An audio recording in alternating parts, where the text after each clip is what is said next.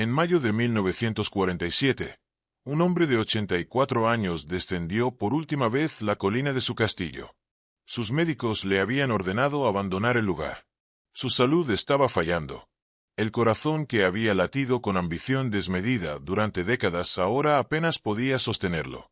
Había pasado 28 años construyendo ese palacio en la cima de una montaña californiana.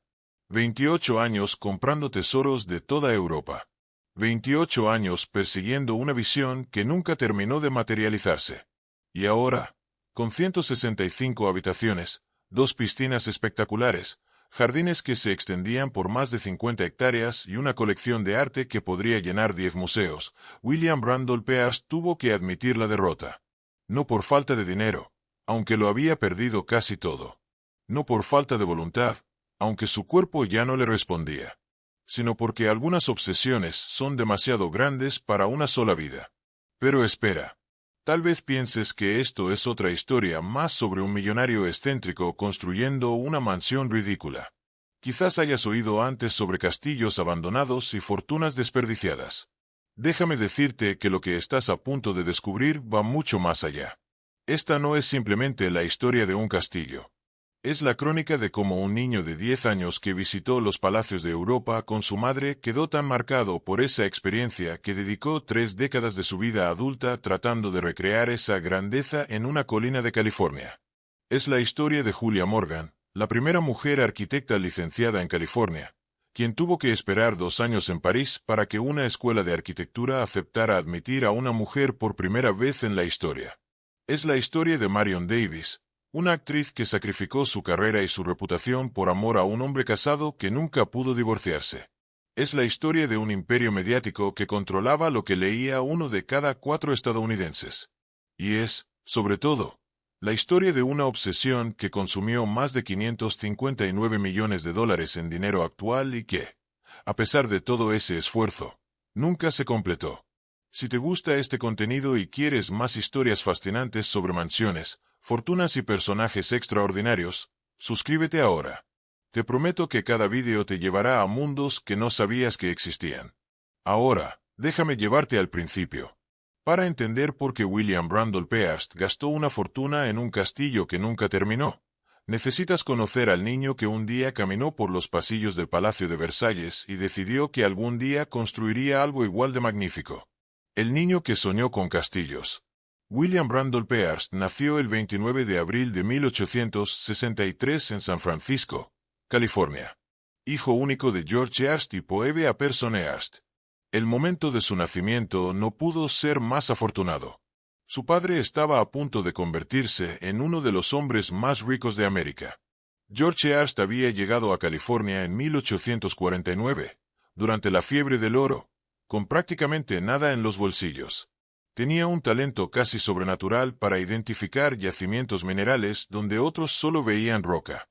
En 1859, cuando su hijo tenía apenas 14 años, George poseía participaciones en algunas de las minas más productivas del oeste estadounidense. La mina Opir en Nevada lo hizo millonario. La mina Omestake en Dakota del Sur lo convirtió en uno de los hombres más poderosos de su época. Phoebe Apperson, la madre de William, tenía 19 años menos que su esposo. Se habían casado cuando ella tenía 21 y él 40. No fue exactamente un matrimonio por amor. George pasaba la mayor parte del tiempo viajando entre yacimientos mineros. Phoebe se quedaba en San Francisco, criando sola a su hijo y administrando la fortuna familiar. Pero Phoebe tenía planes para William que iban mucho más allá de las minas de oro y la alta sociedad de San Francisco. En 1873, cuando William tenía apenas 10 años, Phoebe tomó una decisión que cambiaría para siempre el curso de su vida. Lo llevaría a Europa durante 18 meses. No un simple viaje turístico. Una educación completa en arte, cultura y civilización europea. Viajaron por Inglaterra, Francia, Alemania e Italia. Visitaron museos y galerías. Asistieron a óperas y conciertos.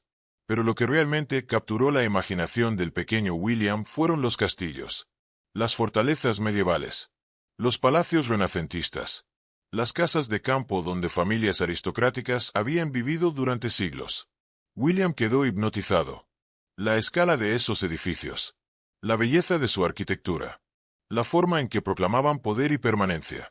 Décadas después escribiría que ese viaje plantó una semilla que crecería durante el resto de su vida. Quería construir algo como lo que había visto. Algo que durara siglos. Algo que hiciera que la gente se detuviera y mirara con asombro. Los palacios que William contempló tenían siglos de antigüedad. Habían sido construidos por familias con títulos hereditarios y tierras que se remontaban a generaciones. William no tenía título nobiliario. Su padre había comenzado con nada. Pero América de finales del siglo XIX ofrecía algo que el viejo mundo no podía dar. La posibilidad de que solo la riqueza pudiera comprar lo que la aristocracia proporcionaba al otro lado del Atlántico. Posición. Respeto. Legado. Y aquí viene algo fascinante que pocos conocen. Ese niño de 10 años no solo miraba los castillos con admiración infantil. Estaba estudiándolos. Memorizando cada detalle. Los techos artesonados. Los tapices flamencos. Las chimeneas talladas. Las escaleras de mármol. Todo quedó grabado en su mente con una claridad fotográfica. William regresó a San Francisco transformado. Todavía era un niño, pero había desarrollado gustos que jamás lo abandonarían. Coleccionaba cosas obsesivamente. Estampillas, monedas, libros, grabados de arte. Su madre lo alentaba. Creía que la apreciación por la belleza era una marca de civilización. Mientras tanto, George continuaba expandiendo sus intereses mineros durante las décadas de 1870 y 1880. Para 1886 había acumulado suficiente riqueza y conexiones políticas para ser nombrado senador de los Estados Unidos por California. Fue elegido para un periodo completo en 1887. William fue enviado al este para asistir a una escuela preparatoria y luego a la Universidad de Harvard. Fue un estudiante mediocre académicamente, pero mostró talento para dos cosas: escribir y causar problemas. Se convirtió en gerente comercial del Harvard Lampoon, la revista humorística de la universidad. Demostró un don temprano para el periodismo sensacionalista y las proezas promocionales. William fue expulsado de Harvard en su tercer año. Las razones exactas se disputan, pero la historia más popular involucra que envió orinales a sus profesores con sus nombres inscritos en el interior. Ya sea verdad o mito, la historia captura algo esencial sobre la personalidad de William. No tenía respeto por la autoridad y disfrutaba soqueando a la gente. Después de Harvard, William regresó a San Francisco. Su padre había adquirido un periódico llamado The San Francisco Examiner en 1880 para saldar una deuda de juego. George consideraba el periódico como algo sin valor. William vio una oportunidad. En 1887, a los 23 años, William convenció a su padre para que le dejara hacerse cargo del Examiner. George aceptó con reticencia. Le dijo a su hijo que estaba desperdiciando su tiempo en algo que nunca generaría dinero. William prometió demostrarle que estaba equivocado. Se lanzó al trabajo periodístico con energía maníaca. Contrató escritores talentosos. Invirtió en mejor equipo de impresión. Fue pionero en titulares sensacionalistas e historias espeluznantes que captaban la atención. Crimen, escándalo, corrupción, historias de interés humano contadas con impacto emocional en lugar de hechos fríos. La circulación del Examiner explotó. Lo que había sido un periódico fracasado se convirtió en una de las publicaciones más leídas de San Francisco. William había descubierto su talento. Era un genio para entender que quería leer la gente y darles más de eso de lo que nadie más se atrevía. George murió en 1891. Le dejó a William una fortuna sustancial y los cimientos de lo que se convertiría en un imperio mediático. Pero George no vivió para ver a su hijo convertirse en el editor de periódicos más poderoso de América. Esa transformación tomaría otra década. La madre de William, Phoebe, sobrevivió a George por 28 años. Se convirtió en una de las filántropas más prominentes de América, apoyando la educación y las causas de las mujeres. Permaneció cerca de William durante toda su vida, aunque le preocupaba su periodismo cada vez más sensacionalista y su complicada vida personal. Pero Phoebe le había dado a William algo que moldeó todo lo que más tarde construiría. Le había mostrado la grandeza de las fincas europeas cuando tenía 10 años. Le había enseñado a apreciar la belleza y a creer que merecía vivir rodeado de ella. Ese viaje de 18 meses en 1873 plantó el sueño que eventualmente se convertiría en el castillo East. El niño que había mirado hacia arriba en las fortalezas medievales y los palacios renacentistas pasaría 28 años y más de 559 millones de dólares en dinero actual tratando de construir el suyo propio. Nunca lo terminaría por completo, pero crearía algo que millones de personas viajarían para ver mucho después de que él se fuera. Construyendo un imperio mediático. En 1895, William Randolph Hearst se mudó a Nueva York y compró el New York Journal. Pagó $77,000 por un periódico que estaba perdiendo dinero y sangrando lectores. Sus amigos pensaron que estaba cometiendo un terrible error. Nueva York ya tenía periódicos dominantes.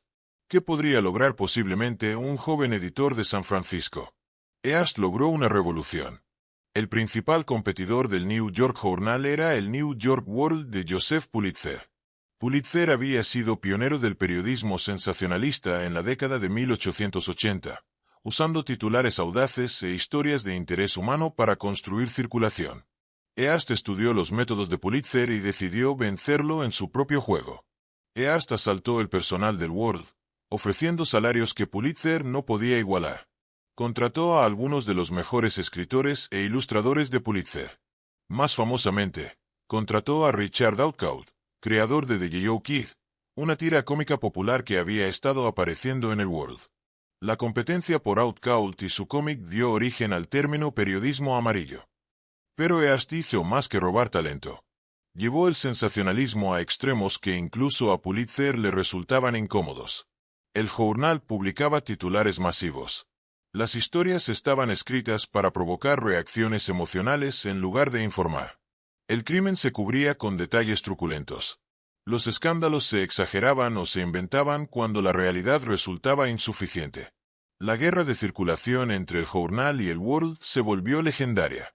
Cada periódico trataba de superar al otro con cobertura cada vez más escandalosa. La competencia inicialmente benefició a ambos periódicos, ya que los neoyorquinos compraban periódicos de ambos editores para ver quién iría más lejos. La disposición de Hearst para exagerar hechos y manipular emociones para aumentar la circulación tuvo consecuencias que se extendieron más allá de las ventas de periódicos. En 1898, el acorazado USS Maine explotó en el puerto de La Habana, matando a 266 marineros estadounidenses. La causa no estaba clara. Un accidente parecía probable, pero los accidentes no vendían periódicos. El Journal publicó titulares que culpaban a España por la explosión. El buque de guerra Maine fue partido en dos por una máquina infernal enemiga secreta, declaró el Journal, a pesar de no tener evidencia alguna. La cobertura de Hearst ayudó a empujar a Estados Unidos hacia la guerra con España. La guerra hispanoamericana de 1898 duró 4 meses y resultó en la adquisición estadounidense de Filipinas, Puerto Rico y Guam. Si Hearst realmente dijo, tú proporciona las imágenes y yo proporcionaré la guerra, es algo que los historiadores disputan. La cita se le atribuyó décadas después, y él lo negó. Pero independientemente de si pronunció esas palabras exactas, el sentimiento capturó su enfoque. Las noticias no eran algo para informar objetivamente. Las noticias eran algo para crear, dar forma y vender. La guerra hispanoamericana consolidó la reputación de Hearst como una figura mediática poderosa. También lo hizo más rico de lo que su padre había soñado. Para 1900, el New York Journal tenía la mayor circulación de cualquier periódico estadounidense. Hearst estaba generando ganancias que le permitían expandirse agresivamente. Durante las siguientes 2 décadas, Hearst construyó un imperio mediático que empequeñeció todo lo que había existido antes.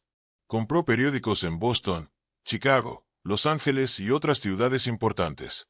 En su apogeo, Hearst poseía 28 periódicos diarios. Casi 1 de cada 4 estadounidenses obtenía sus noticias de un periódico de Hearst. Pero los periódicos eran solo el comienzo. Hearst se expandió a las revistas, comprando o fundando títulos que incluían Cosmopolitan, Booth Housekeeping y Harper's Bazaar. Invirtió en noticieros cinematográficos, los cortometrajes que se proyectaban en los cines antes de las películas. Entendió que los medios estaban cambiando y que quien controlara múltiples plataformas controlaría la opinión pública. La influencia de Hearst se extendió a la política. Sirvió 2 periodos en la Cámara de Representantes de Estados Unidos de 1903 a 1907. Se postuló sin éxito para alcalde de la ciudad de Nueva York y para gobernador de Nueva York. Su carrera política no fue distinguida, pero demostró que sus ambiciones se extendían más allá de los negocios. Quería poder en todas sus formas. Sus periódicos promovían implacablemente las opiniones políticas de Hearst. Se opuso a la entrada estadounidense en la Primera Guerra Mundial hasta que la opinión pública hizo esa posición insostenible. Criticó a las grandes empresas cuando le convenía, a pesar de ser él mismo uno de los hombres más ricos de América. Usó sus periódicos para atacar a enemigos y promover a aliados. La objetividad nunca fue el objetivo. Para 1910, William Randolph Hearst era uno de los hombres más poderosos de América. Sus periódicos llegaban a decenas de millones de lectores. Su influencia política era sustancial.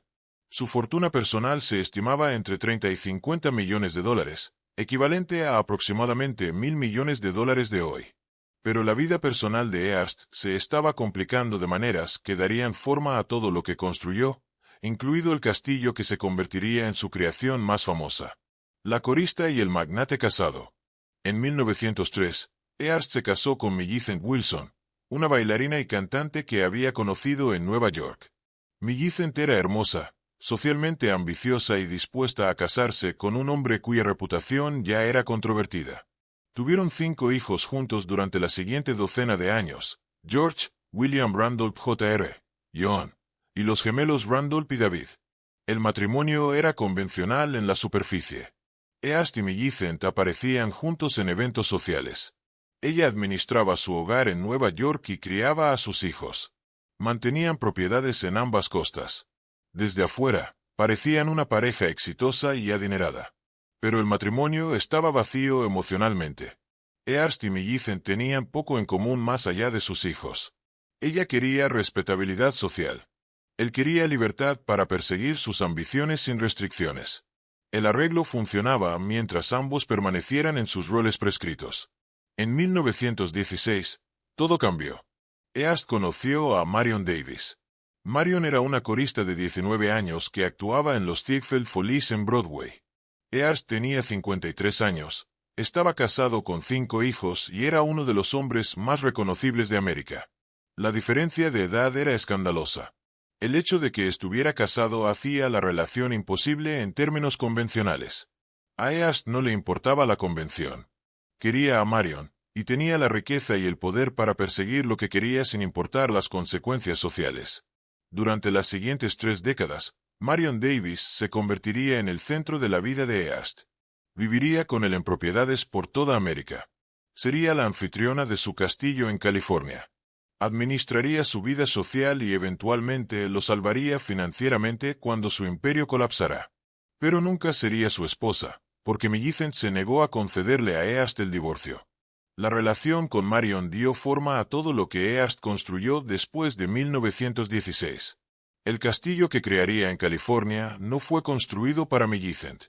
Fue construido para Marion. Las fiestas que organizaba eran para que Marion las condujera.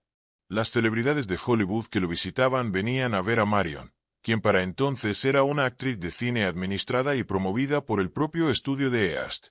Marion Cecilia Douras había nacido el 3 de enero de 1897 en Brooklyn, Nueva York. Era la menor de 5 hijos de Bernard Douras, un abogado y juez, y Rose Reilly. La familia era de clase media, conectada pero no adinerada. Marion tenía 3 hermanas mayores que entraron al mundo del espectáculo.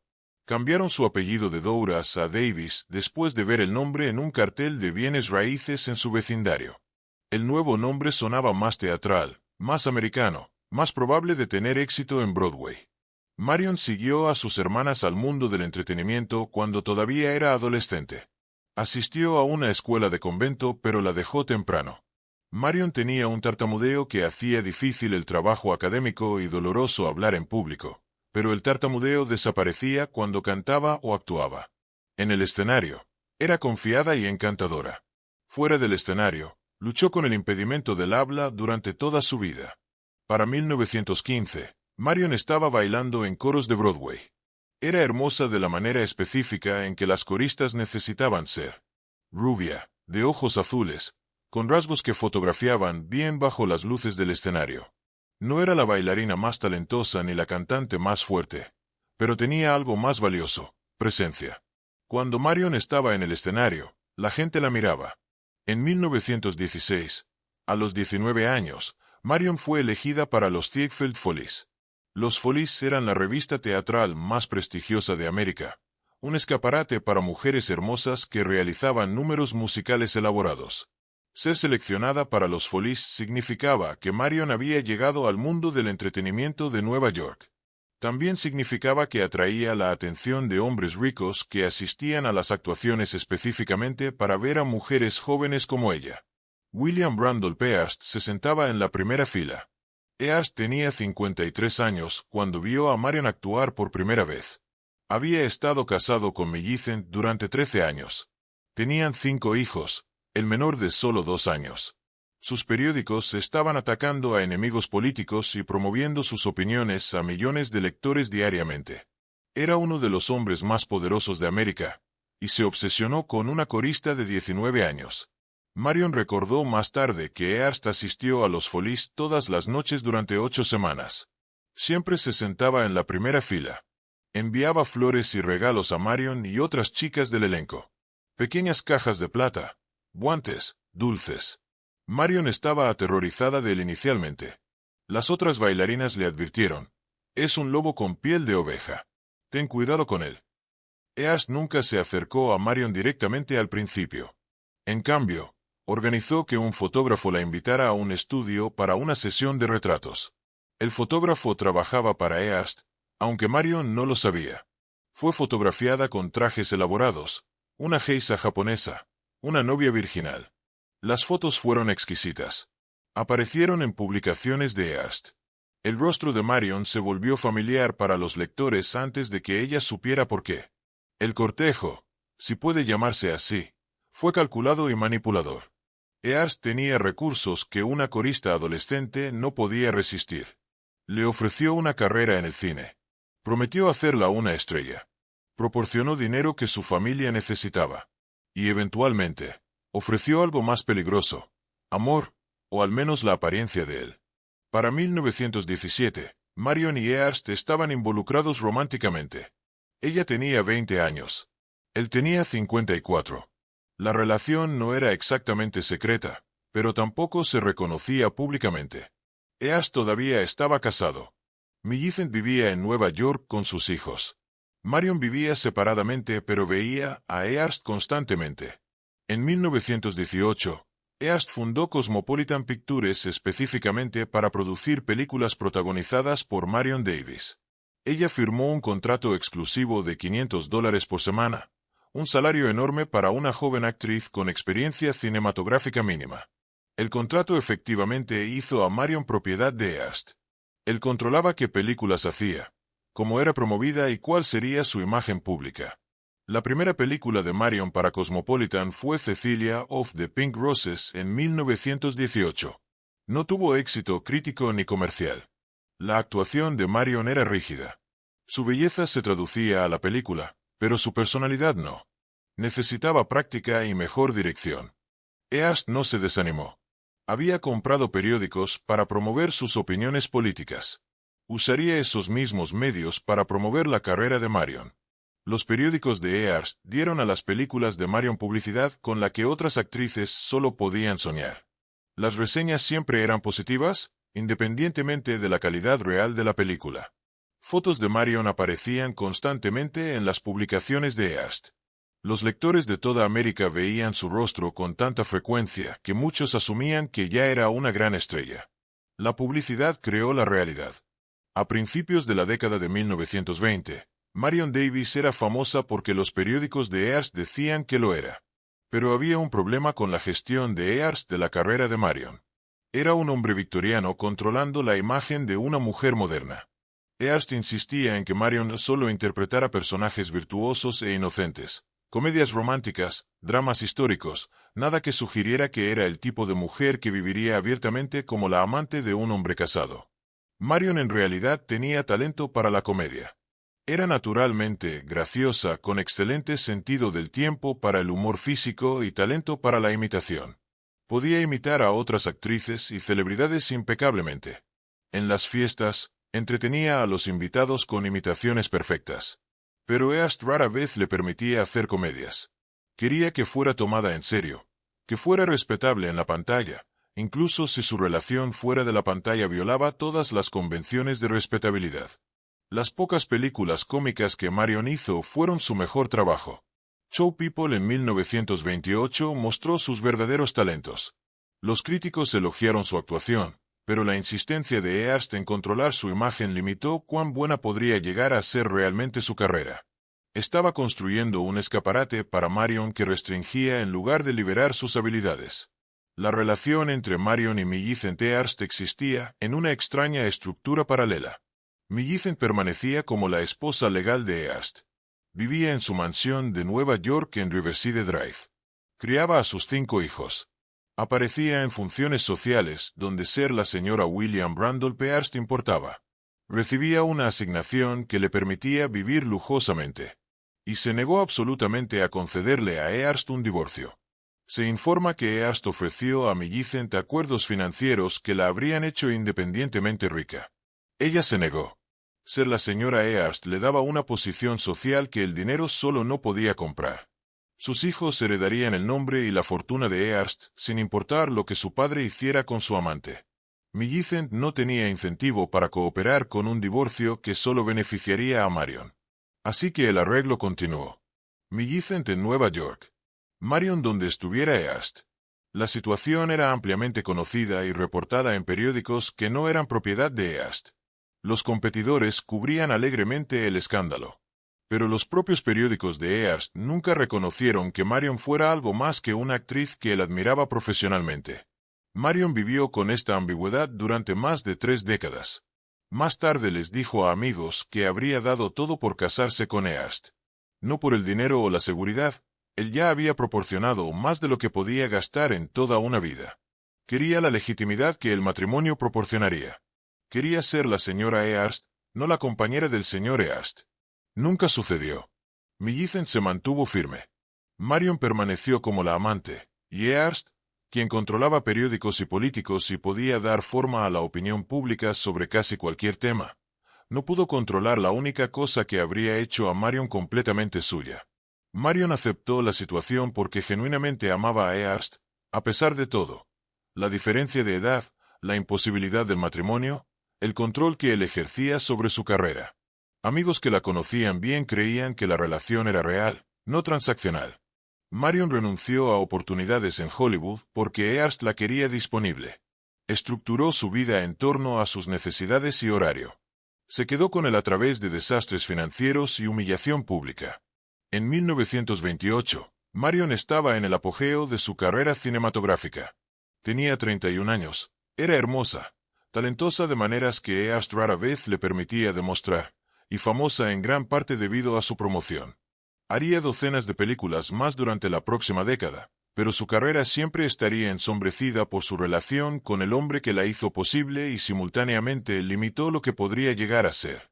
Marion Davies fue más que la amante de William Randolph Hearst. Fue su anfitriona, su compañera, su salvadora financiera. Finalmente, la persona que se quedó con él hasta que dio su último suspiro.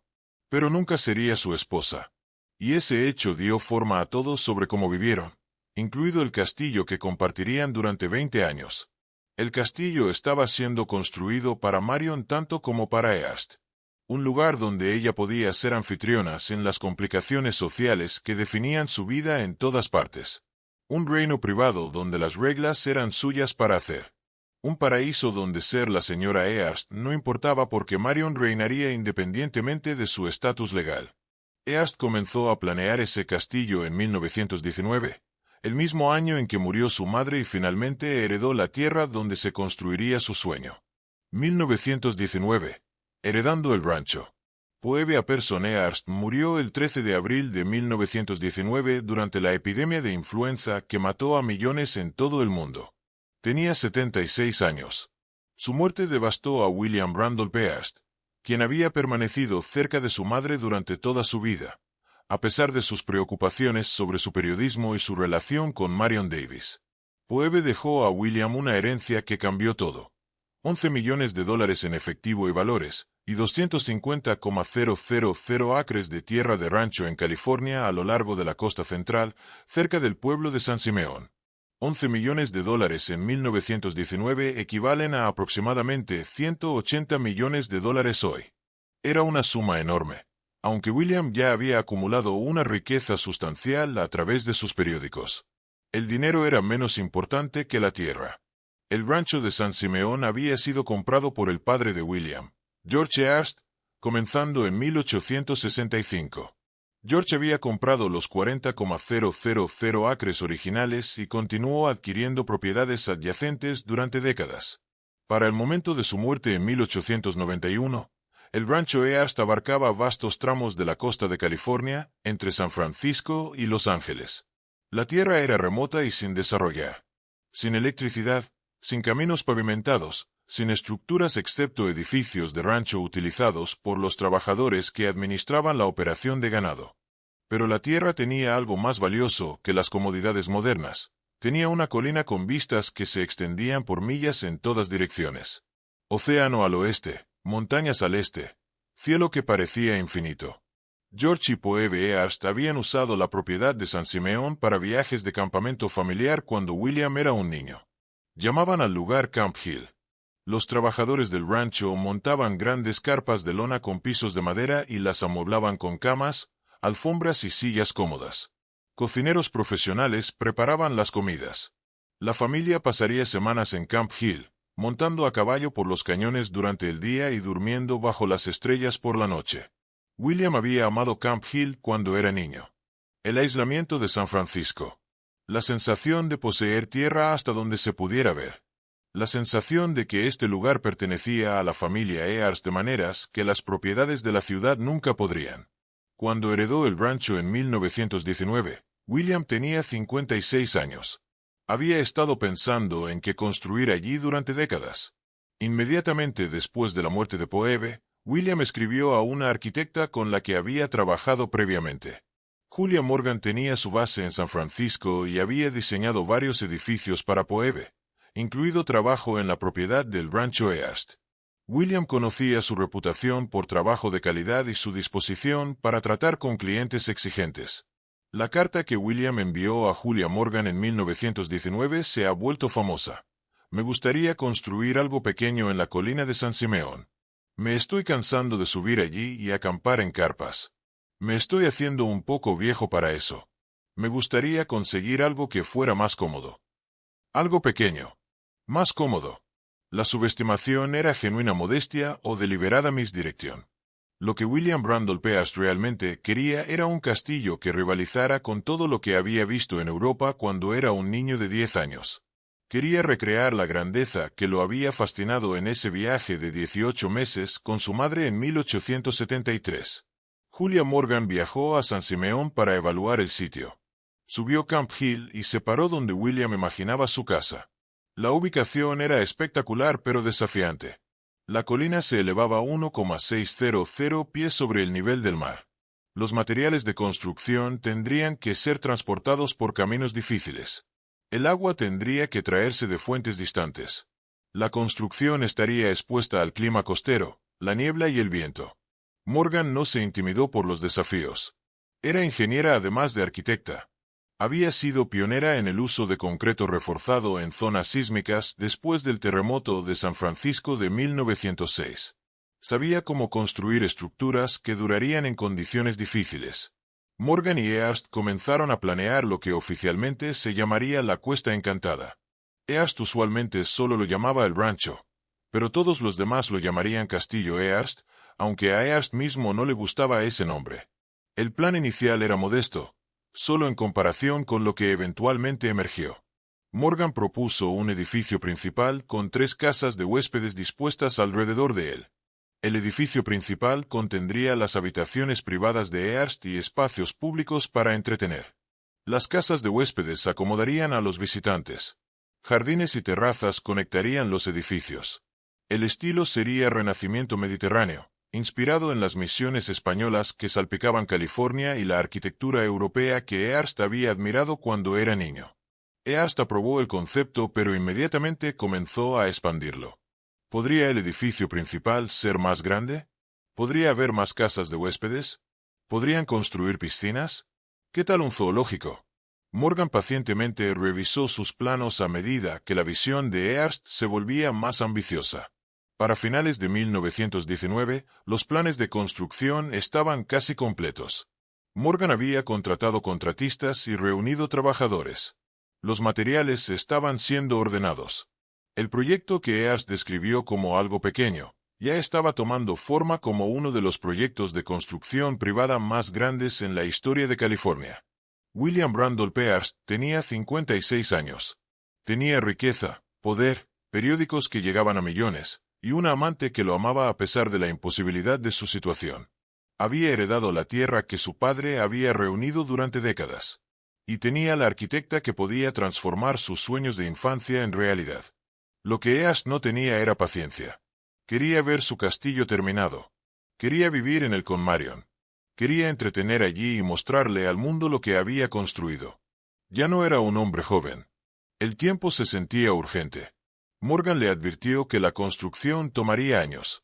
El sitio era remoto. Los edificios serían complejos. La escala era enorme.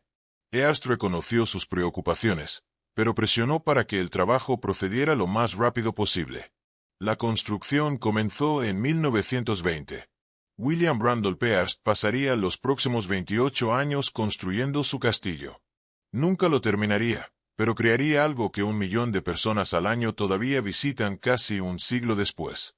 El sueño que comenzó cuando un niño de 10 años recorrió castillos europeos con su madre estaba a punto de convertirse en realidad. O al menos tan cerca de la realidad como 28 años y más de 559 millones de dólares podían hacerlo. Julia Morgan, la arquitecta que nadie conocía. Julia Morgan nació el 20 de enero de 1872 en San Francisco. Era la segunda hija de Charles Bill Morgan y Eliza Parmalee Morgan.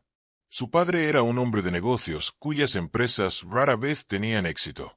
Su madre era la fuerza pragmática que mantenía unida a la familia financiera y emocionalmente cuando los esquemas de Charles colapsaban. Julia exhibió talento para las matemáticas desde la infancia. Era precisa, detallista y cómoda con temas técnicos que intimidaban a la mayoría de las niñas de su época. Su familia fomentó su educación de maneras que eran inusuales para las décadas de 1870 y 1880.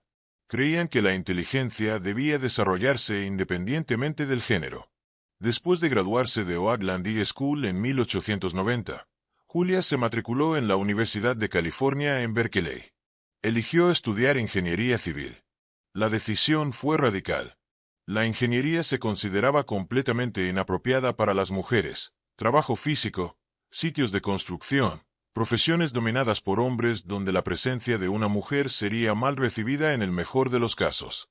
Julia fue la única mujer en el programa de ingeniería de Berkeley. Se graduó en 1894 con un título en ingeniería civil. Sus compañeros de clase la trataron con una mezcla de curiosidad y escepticismo. Sus profesores reconocieron sus habilidades, pero dudaron que encontrara trabajo en su campo. Mientras estaba en Berkeley, Julia había tomado cursos de arquitectura y desarrollado una pasión por el diseño de edificios. Uno de sus instructores fue Bernard Maybeck, un arquitecto que había estudiado en la École des Beaux-Arts en París. Maybeck reconoció el talento excepcional de Julia y la alentó a seguir la arquitectura formalmente. La École des Beaux-Arts era la escuela de arquitectura más prestigiosa del mundo. Ubicada en París, entrenaba a los arquitectos que diseñaban los edificios más grandiosos de Europa. La escuela nunca había admitido a una mujer. Maybeck le dijo a Julia que debería ser la primera. En 1896, Julia viajó a París y se postuló a la École. La escuela rechazó su solicitud, no porque no estuviera calificada, sino porque era mujer. Las regulaciones de la École no prohibían explícitamente a las mujeres, pero la administración nunca había considerado la posibilidad de admitir a una. Julia esperó en París durante 2 años mientras la École debatía qué hacer con su solicitud. Estudió francés. Tomó cursos en otras instituciones. Preparó dibujos arquitectónicos para demostrar sus habilidades. Y se negó a irse hasta que la École tomara una decisión. En 1898, la École des Beaux-Arts admitió a Julia Morgan en su programa de arquitectura. Era la primera mujer aceptada. La decisión de la escuela fue a regañadientes, no celebratoria. Julia fue tolerada en lugar de bienvenida, pero fue admitida, y eso era suficiente. Julia pasó los siguientes 4 años en París estudiando arquitectura. El plan de estudios de Beaux-Arts era riguroso y competitivo. Los estudiantes trabajaban en ateliers, estudios de diseño dirigidos por arquitectos maestros. Los proyectos se juzgaban en competencias abiertas. La crítica pública era dura. Los estudiantes que no podían manejar la presión abandonaban. Julia prosperó. Su formación en ingeniería le dio conocimiento técnico que muchos estudiantes de arquitectura carecían. Entendía las estructuras, los materiales y las matemáticas que hacían que los edificios se mantuvieran en pie. Sus diseños eran prácticos además de hermosos. Se graduó con un certificado en arquitectura en 1902, la primera mujer en completar el programa de la École. Al regresar a San Francisco, Julia enfrentó el problema que sus profesores de Berkeley habían predicho. ¿Quién contrataría a una arquitecta? La construcción era un mundo de hombres. Los contratistas no querían recibir órdenes de mujeres. Los clientes asumían que las mujeres no podían entender los requisitos técnicos de edificios serios. Julia tuvo la fortuna de que una persona creyó en sus habilidades. Poevia Personearst, la madre de William Randolph Peast, había conocido a Julia en París durante sus estudios. Poeve estaba impresionada por la inteligencia y determinación de Julia. Cuando Julia regresó a California, Poeve la contrató para varios proyectos. Julia trabajó para el arquitecto John Galen Howard durante varios años, contribuyendo al plan maestro del campus de la Universidad de California. Howard le pagaba casi nada, diciéndoles a colegas que podía contratarla barato porque es mujer. Julia aceptó el salario bajo porque necesitaba experiencia y conexiones profesionales más que dinero. En 1904, Julia Morgan se convirtió en la primera mujer licenciada como arquitecta en California. Abrió su propia oficina en San Francisco, trabajando desde un espacio pequeño donde el personal la conocía como JM. Deliberadamente evitaba enfatizar su género en contextos profesionales, sabiendo que muchos clientes potenciales descartarían a una arquitecta mujer sin ver su trabajo. El terremoto de San Francisco de 1906 y el incendio cambiaron la trayectoria de la carrera de Julia. La mayor parte de la ciudad fue destruida. Los edificios colapsaron o se quemaron. Arquitectos e ingenieros eran desesperadamente necesarios para reconstruir. El trabajo de Julia durante la reconstrucción estableció su reputación. 2 de los edificios de Julia sobrevivieron al terremoto con daño mínimo.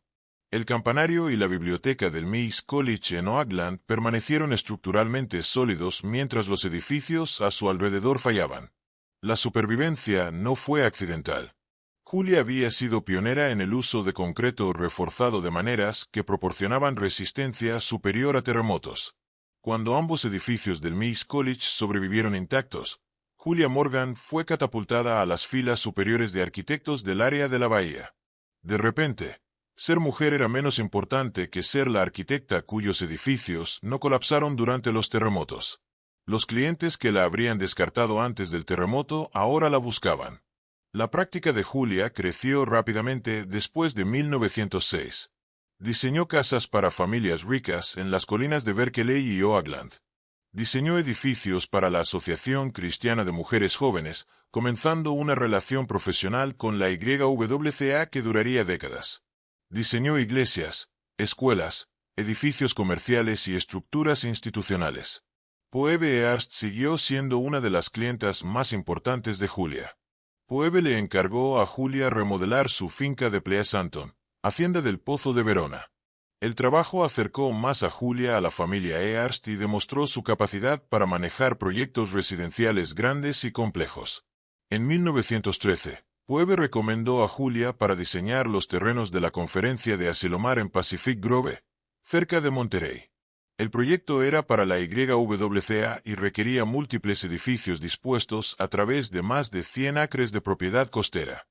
Julia diseñó estructuras que se mezclaban con el paisaje natural usando materiales locales y estilo arts and crafts que enfatizaba la simplicidad y funcionalidad. Asilomar estableció la reputación de Julia por diseñar edificios que funcionaban no solo arquitectónicamente, sino prácticamente. Sus estructuras eran hermosas, pero también habitables. Las habitaciones estaban formadas para actividades específicas. La circulación tenía sentido. Los detalles se consideraban cuidadosamente. Julia diseñaba desde adentro hacia afuera, pensando en cómo la gente realmente usaría los espacios en lugar de imponer grandes conceptos que se veían impresionantes en los dibujos pero fallaban en la realidad. Para 1919, Julia Morgan había diseñado cientos de edificios. Empleaba un personal de arquitectos y dibujantes en su oficina de San Francisco en el piso 13 del edificio Merchants Exchange. Su práctica era exitosa y su reputación era segura. Tenía 47 años, soltera y completamente dedicada a su trabajo. Cuando William Randolph Hearst contactó a Julia sobre construir algo pequeño en San Simeón, ella no tenía ilusiones sobre lo que el proyecto requeriría. Hearst era exigente, cambiante y tenía ambiciones ilimitadas. El sitio era remoto y desafiante. El trabajo consumiría años. Julia aceptó el encargo de todos modos. Parcialmente porque la familia Hearst había apoyado su carrera desde el principio.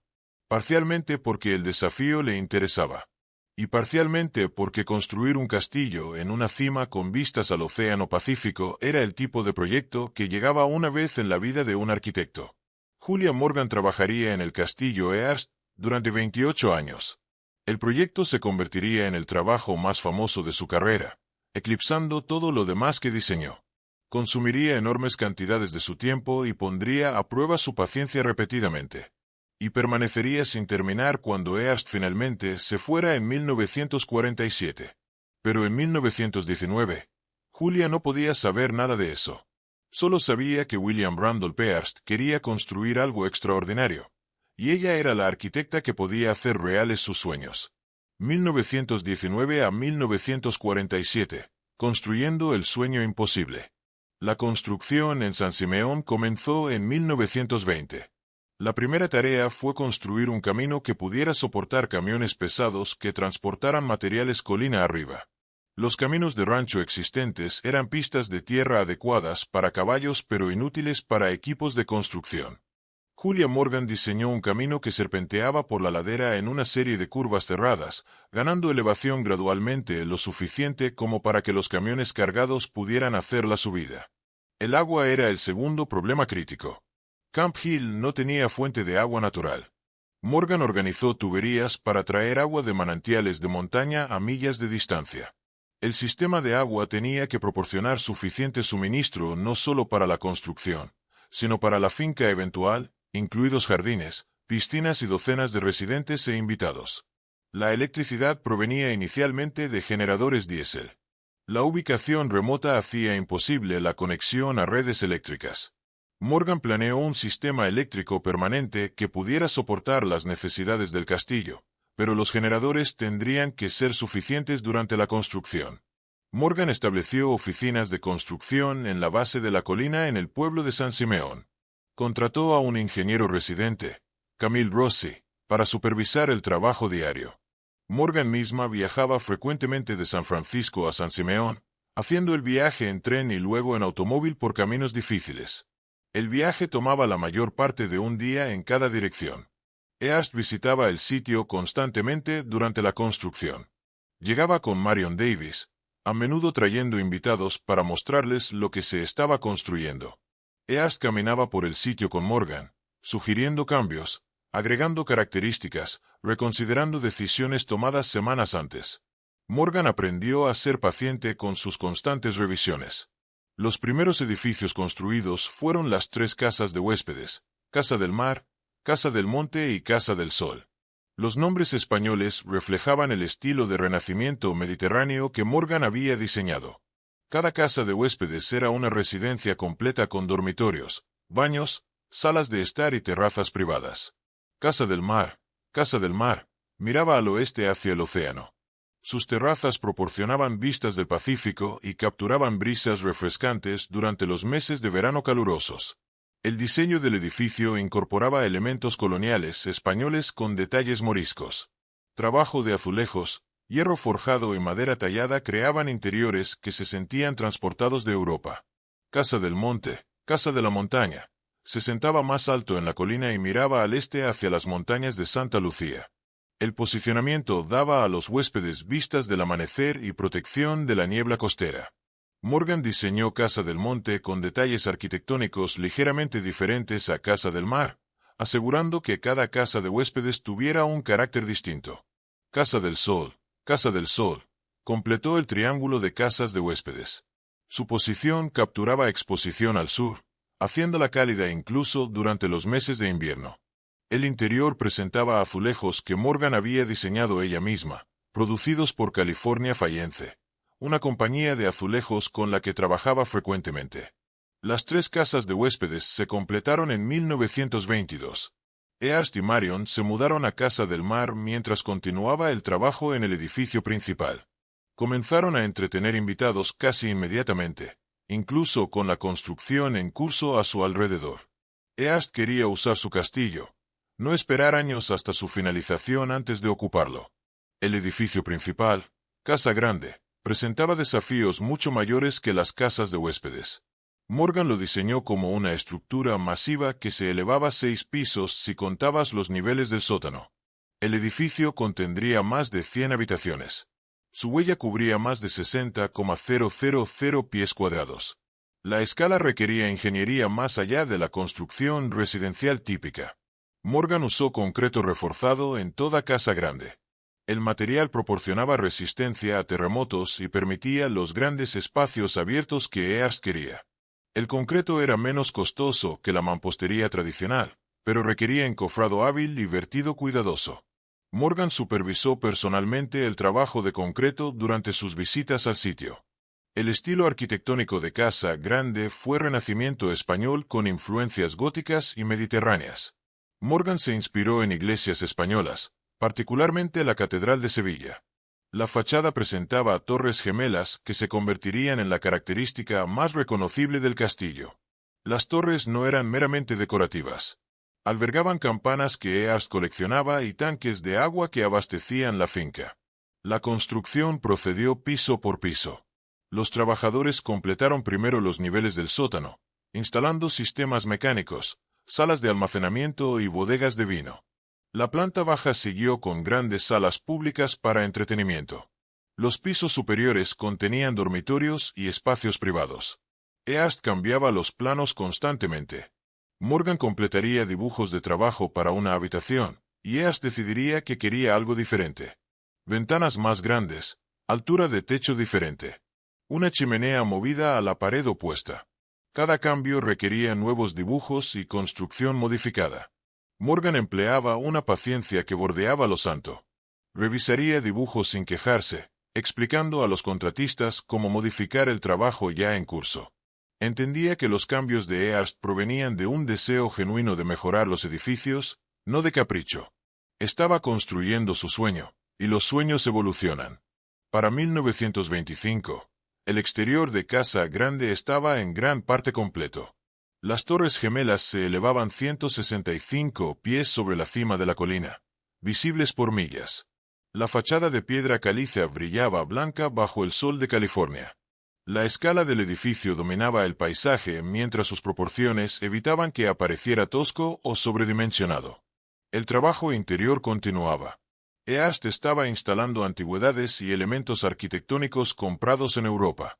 Techos enteros fueron enviados desde edificios españoles e italianos, desmontados, transportados a California y reinstalados en San Simeón. Chimeneas venían de Châteaux franceses. Puertas fueron salvadas de monasterios. Earst no solo estaba amueblando su castillo, lo estaba llenando con fragmentos de la historia europea. Morgan coordinó la instalación de estos elementos, adaptando sus diseños para acomodar piezas que Earst compraba impulsivamente. Una entrada de convento español del siglo XV se convirtió en la puerta principal de Casa Grande.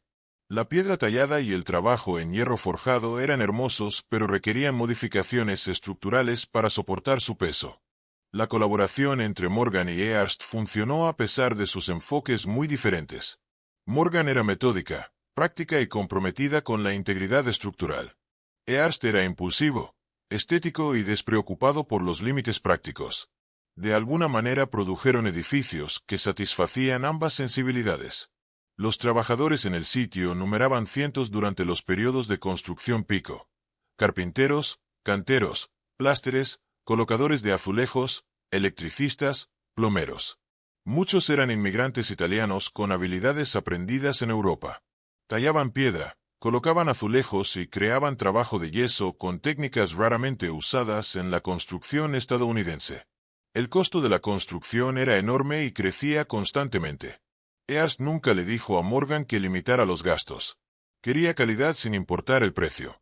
Si los materiales no estaban disponibles en California, Morgan los importaba de Europa o México. Si los artesanos con las habilidades necesarias no podían encontrarse localmente, los traía de otros lugares.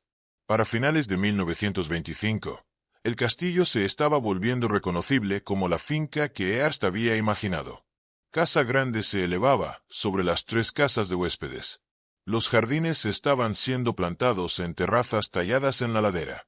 La primera piscina estaba en construcción, y Earst ya estaba planeando expansiones que consumirían otras 2 décadas.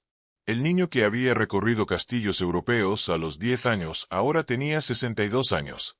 Su castillo se elevaba en la ladera de California. Estaba lejos de estar terminado. Nunca estaría terminado. Pero se estaba volviendo real. Piedra por piedra, habitación por habitación, sueño por sueño.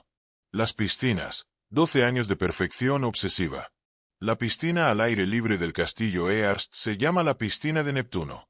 El nombre proviene de las estatuas de mármol del siglo XVII de Neptuno y Nereidas que miran sobre el agua. Pero el nombre subestima lo que la piscina realmente es. Una de las piscinas privadas más espectaculares jamás construidas. La piscina de Neptuno se asienta en una terraza tallada en la ladera debajo de Casa Grande. La piscina tiene 104 pies de largo y 95 pies en su punto más ancho. La profundidad varía de 3 a 10 pies. La piscina contiene 345,000 galones de agua. Estos números la hacen grande, pero no excepcional. Lo que hace extraordinaria a la piscina de Neptuno es todo lo que rodea el agua. La piscina está enmarcada por una columnata de mármol blanco. Las columnas son copias de originales romanos y griegos fundidos en concreto y terminados para parecer piedra tallada. Detrás de la columnata, un paseo cubierto proporciona sombra para los invitados que prefieren ver a los nadadores en lugar de unirse a ellos. El techo del paseo está decorado con azulejos pintados en azul y oro. En el extremo lejano de la piscina, una fachada de templo se eleva detrás del agua. La fachada es copiada de un templo romano con frontón y columnas, creando un telón de fondo que hace que la piscina se sienta como un baño antiguo transportado a California. 4 esculturas de mármol italiano en relieve decoran los lados de la columnata representando escenas clásicas. La estatua de Neptuno y sus nereidas asistentes están posicionadas en el extremo del templo de la piscina. Las esculturas son obras auténticas del siglo XVII compradas por Earst en Europa. Neptuno sostiene su tridente comandando el agua. Las nereidas lo rodean congeladas en mármol para siempre. La ingeniería requerida para construir la piscina de Neptuno fue sustancial. La piscina fue construida y reconstruida 3 veces entre 1924 y 1936.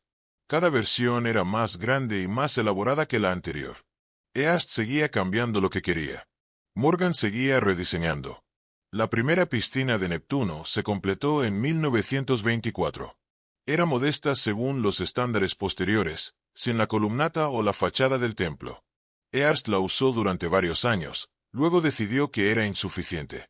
Quería algo más grandioso. La segunda versión, completada en 1928, agregó la columnata y aumentó el tamaño de la piscina. Pero Earst aún no estaba satisfecho. Quería la piscina más larga, la columnata más elaborada, toda la composición más impresionante. La versión final, completada en 1936, es lo que los visitantes ven hoy. Morgan había pasado 12 años diseñando y construyendo piscinas para Earst. La piscina de Neptuno había consumido más tiempo y dinero que algunas fincas enteras. Pero logró lo que Earst quería: Una piscina que parecía pertenecer a emperadores romanos en lugar de millonarios estadounidenses. La piscina de Neptuno no era solo para nadar. Era un escenario para fiestas. Earst y Marion organizaban cientos de invitados en reuniones junto a la piscina durante las décadas de 1920 y 1930. Las celebridades de Hollywood nadaban en la piscina de Neptuno.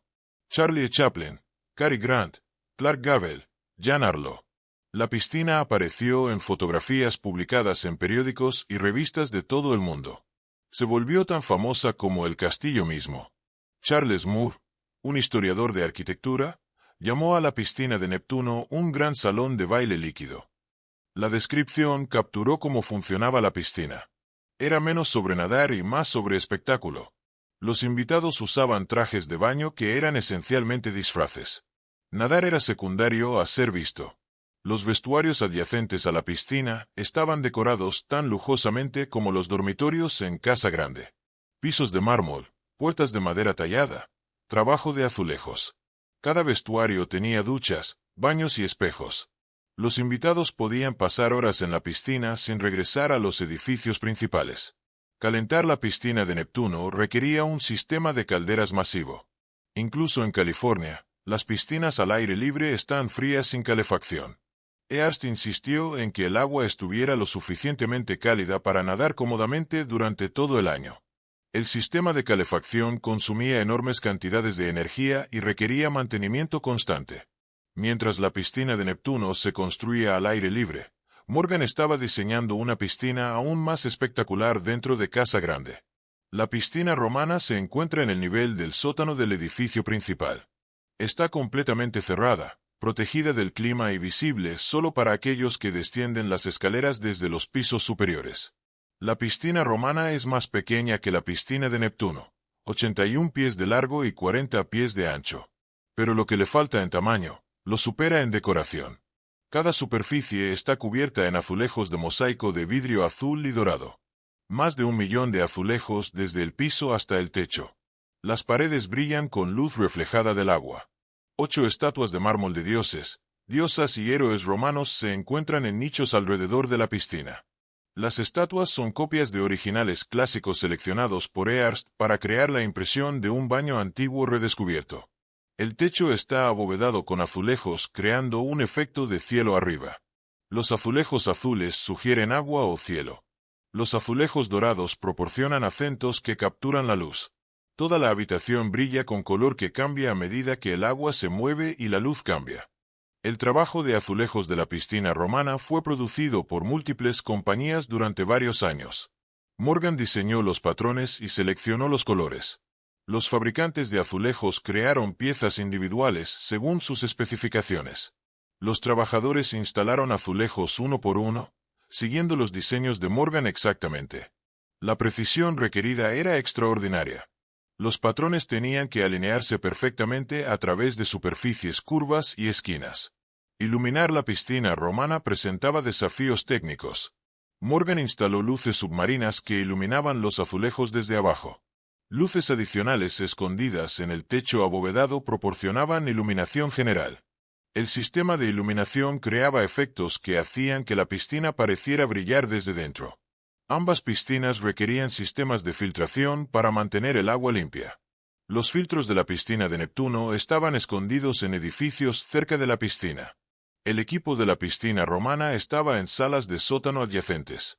Ambos sistemas eran de última generación para la década de 1920, aunque primitivos según los estándares modernos. Mantener las piscinas requería personal de tiempo completo. La química del agua tenía que ser monitoreada constantemente. Los azulejos necesitaban limpieza. El equipo necesitaba inspección. Durante las fiestas, el personal trabajaba para asegurar que todo funcionara impecablemente.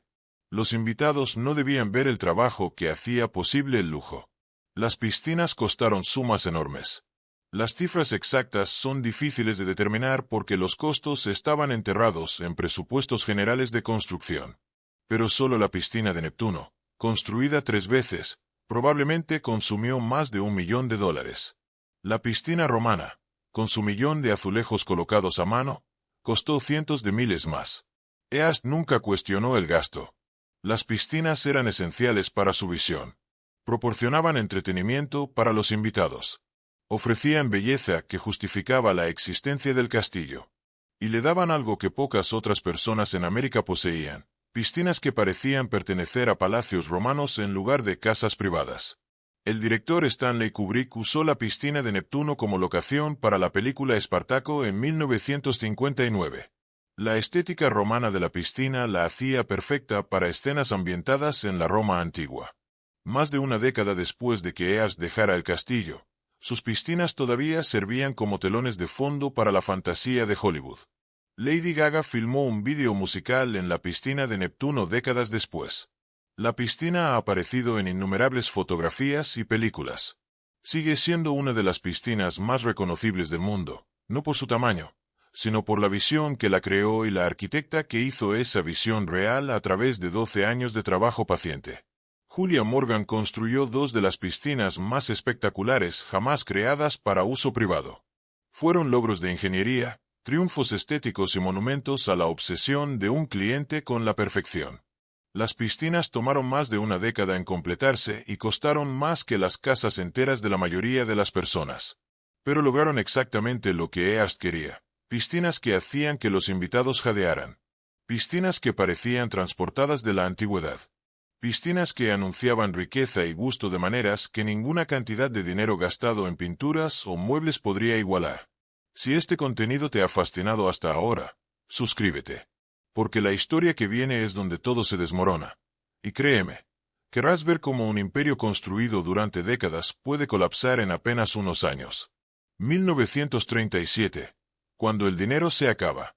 La Gran Depresión comenzó con la caída de la Bolsa de Valores en octubre de 1929. William Randolph Hearst tenía 66 años.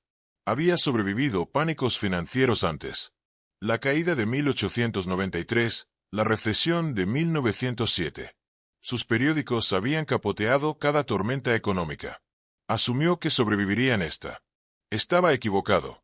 Lo que siguió al colapso de 1929 fue diferente. Los bancos quebraron. Los negocios colapsaron. El desempleo alcanzó el 25%. La circulación de periódicos disminuyó a medida que los lectores que apenas podían permitirse comida dejaron de comprar periódicos. Los ingresos publicitarios se evaporaron cuando las empresas recortaron el gasto. La industria de los medios, que había hecho rico a Hearst, estaba en crisis. Su respuesta fue seguir gastando como si nada hubiera cambiado. La construcción en San Simeón procedió durante los primeros años de la década de 1930. Las fiestas continuaron. Las adquisiciones de arte continuaron. Había acumulado riqueza durante décadas. Seguramente duraría a través de dificultades económicas temporales. Para mediados de la década de 1930, la situación se estaba volviendo desesperada. Su imperio de periódicos estaba perdiendo dinero. Sus revistas estaban luchando. Cosmopolitan Pictures, su compañía cinematográfica, nunca había sido rentable y estaba drenando recursos. Las diversas propiedades que poseía en toda América requerían mantenimiento que apenas podía permitirse. Había pedido prestado fuertemente para financiar la expansión durante la década de 1920. Cuando llegaron los tiempos difíciles, los acreedores querían el pago. No podía generar suficiente flujo de caja de sus negocios para cubrir las obligaciones y mantener su estilo de vida simultáneamente. Necesitaba elegir entre su imperio y su extravagancia. Intentó mantener ambos. Para 1937, sus pasivos excedían los $95 millones. En términos actuales, más de 1.5 mil millones de dólares. El número era asombroso. Había pasado de ser uno de los hombres más ricos de América a ser uno de los más endeudados. Los acreedores lo forzaron a una reorganización financiera. Se estableció un comité de conservación para administrar sus activos y obligaciones. El panel estaba liderado por John Francis Neyland, un abogado y ejecutivo de Hearst. Este grupo tenía autoridad para tomar decisiones sobre sus negocios y gastos personales. William Randolph Hearst, quien había controlado periódicos e influenciado presidentes, fue puesto bajo supervisión financiera como un niño irresponsable. El panel inmediatamente comenzó a liquidar activos. Poseía bienes raíces en toda América, mansiones en Nueva York, Los Ángeles y otras ciudades. Estas propiedades fueron puestas a la venta. El castillo de St. Donat en Gales, una fortaleza medieval que había adquirido y renovado, fue ofrecido para la venta. Las tenencias de tierra fueron parceladas y dispuestas. La colección de arte enfrentó liquidación. Había acumulado una de las colecciones privadas más grandes del mundo. El panel de conservación forzó ventas. Las casas de subastas manejaron las transacciones. Los museos adquirieron piezas a precios de depresión, pagando centavos por dólar en comparación con lo que había gastado obteniéndolas. John de Rockefeller Jr. adquirió $100,000 en plata antigua para Colonial Williamsburg. Otros coleccionistas e instituciones compraron pinturas, esculturas, muebles y objetos decorativos. Las subastas continuaron durante 1938 y 1939. Los tesoros que se habían reunido durante décadas fueron dispersados. El impacto emocional fue devastador. Se había definido a sí mismo a través de la acumulación. Adquirir arte le daba placer y propósito. Ser forzado a separarse de las colecciones se sentía como desmembramiento. Cada lote de subasta representaba no solo pérdida financiera, sino disminución personal. La construcción en San Simeón se detuvo. En 1937 envió a Julia Morgan un telegrama. Detenga todo el trabajo completamente San Simeón. Las palabras eran breves y finales.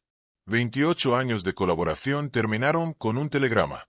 Morgan cerró su oficina de San Simeón y regresó a San Francisco. El castillo permanecería sin terminar. Su salario anual fue reducido a $500,000. Para la mayoría de la gente, esto sería generoso. Para alguien acostumbrado a gastar millones anualmente, era humillante. Tuvo que pagar renta al panel de conservación por vivir en San Simeón. Su propio castillo en su propia tierra. Y era un inquilino. Marion Davies lo salvó financieramente.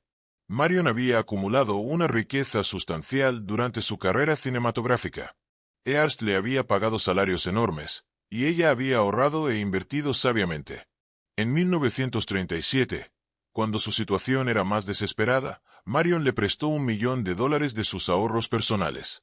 El préstamo lo mantuvo solvente durante el peor periodo. También demostró la lealtad de Marion. Le dio dinero sabiendo que podría nunca ser reembolsada. Ayudó a pesar de su incapacidad para casarse con ella y a pesar del problema de bebida que estaba empeorando parcialmente debido al estrés por su colapso financiero. Las décadas de 1930 fueron brutales. Su imperio estaba siendo desmantelado. Sus tesoros estaban siendo subastados. Su castillo estaba sin terminar y permanecería sin terminar. Su reputación estaba dañada por los escándalos financieros. Y lo peor estaba por venir. En 1940, Orson Welles comenzó a filmar Ciudadano Kane. La película se estrenaría en 1941. Contaría la historia de un magnate de periódicos cuya vida se parecía a la suya de maneras obvias.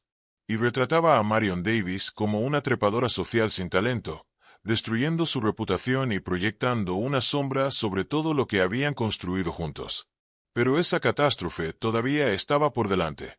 En 1937, enfrentó la realidad inmediata de la ruina financiera. El hombre que había parecido invulnerable estaba quebrado. El imperio que había construido durante 40 años estaba colapsando. El sueño que había construido en una colina de California se estaba consumiendo a sí mismo. Tenía 74 años. Había pasado toda su vida adulta persiguiendo riqueza, poder y permanencia.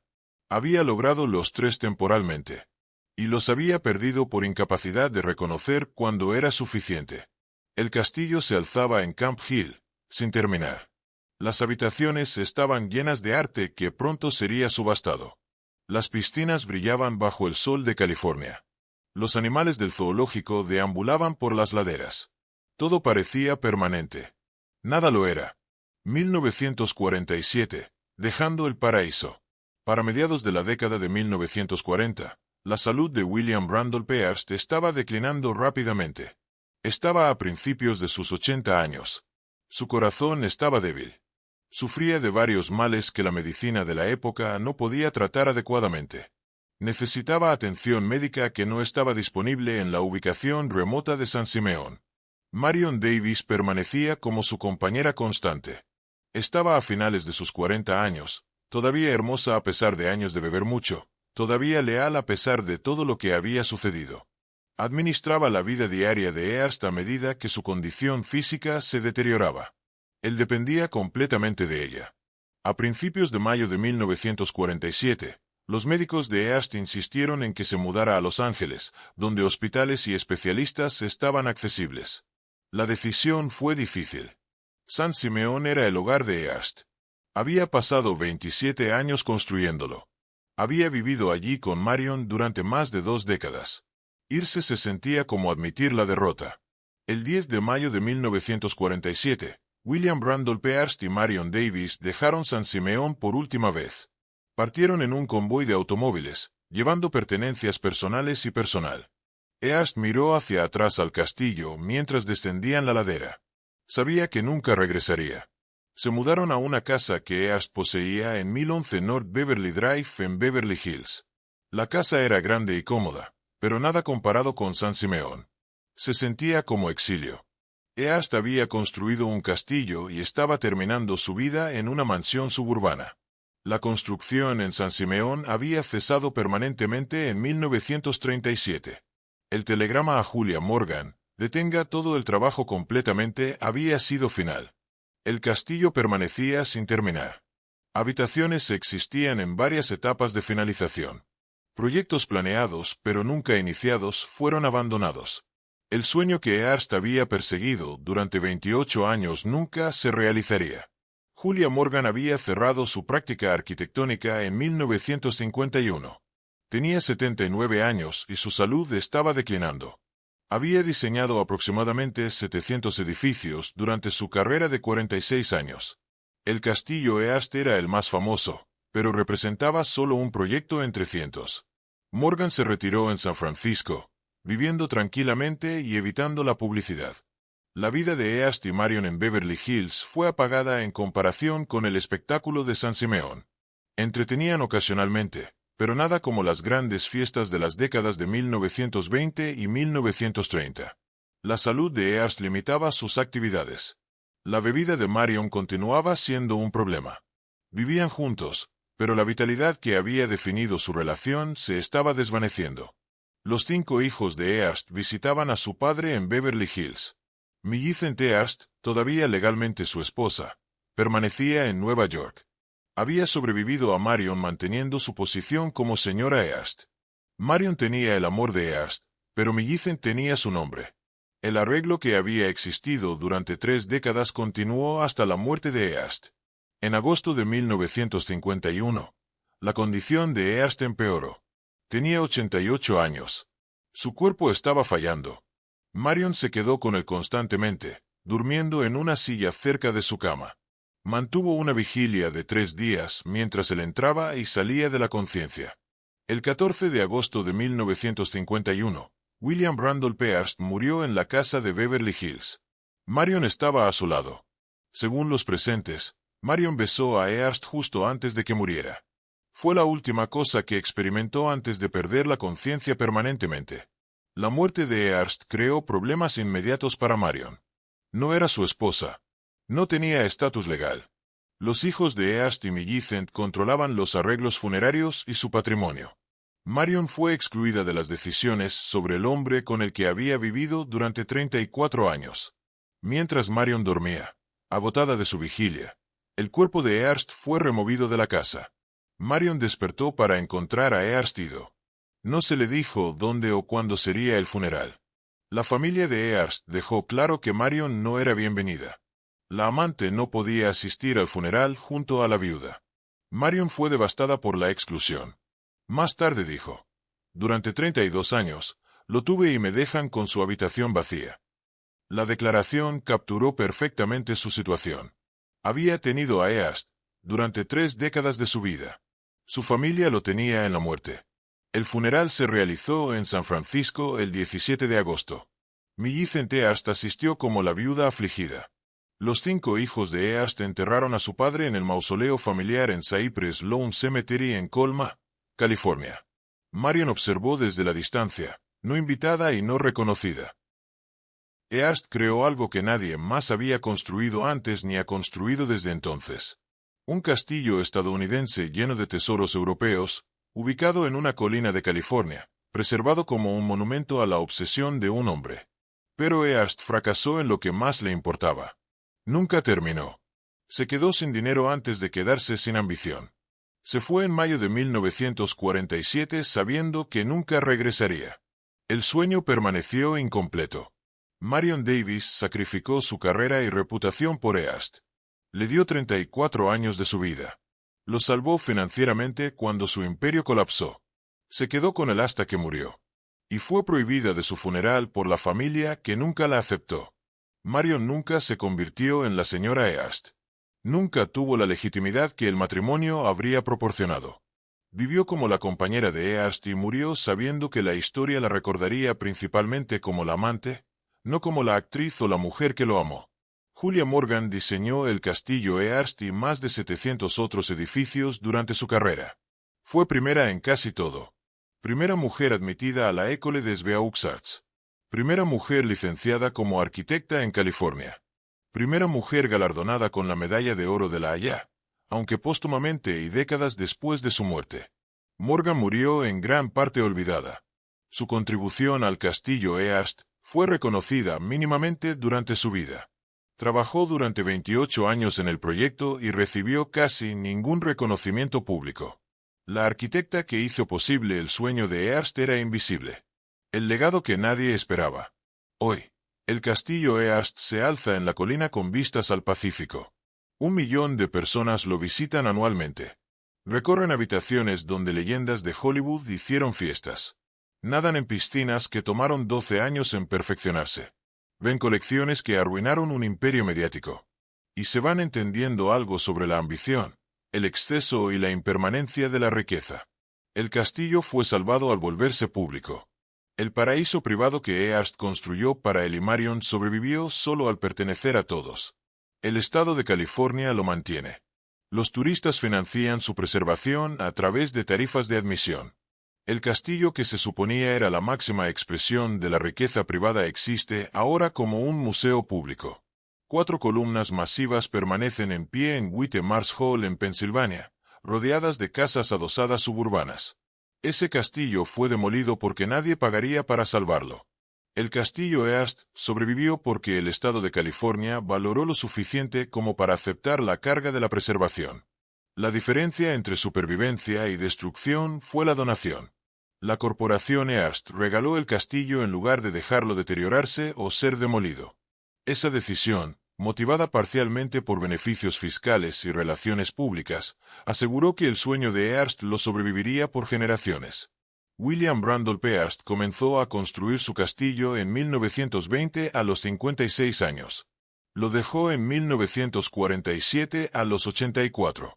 28 años de construcción, nunca terminado, pero terminado lo suficiente como para volverse legendario. Marion Davies vivió en el castillo durante más de 20 años y luego pasó los últimos 14 años de su vida sin él. Se casó con otra persona después de que East muriera, pero nunca dejó de estar asociada con él. Su legado es complicado, dañado por Ciudadano Kane, parcialmente rehabilitado por la erudición posterior. Julia Morgan diseñó edificios durante 46 años y creó aproximadamente 700 estructuras. La mayoría han sido demolidas o alteradas más allá del reconocimiento. Pero el castillo East permanece en gran parte como ella lo diseñó.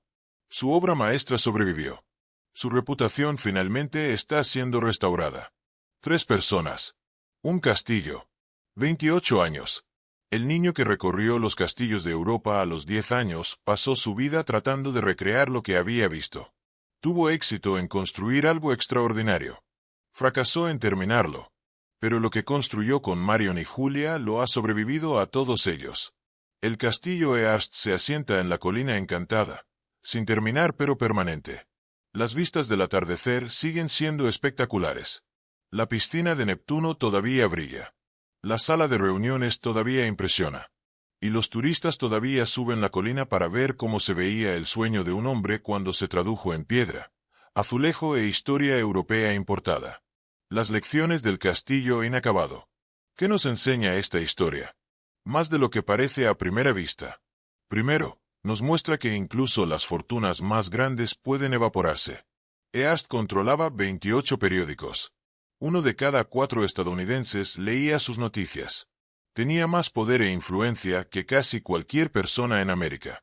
Y para 1937, debía más de 95 millones de dólares y estaba siendo supervisado por un comité de conservación como si fuera un niño que no puede manejar su mesada. La riqueza sin disciplina es temporal. No importa cuánto tengas, si gastas más rápido de lo que ganas, eventualmente te quedas sin dinero.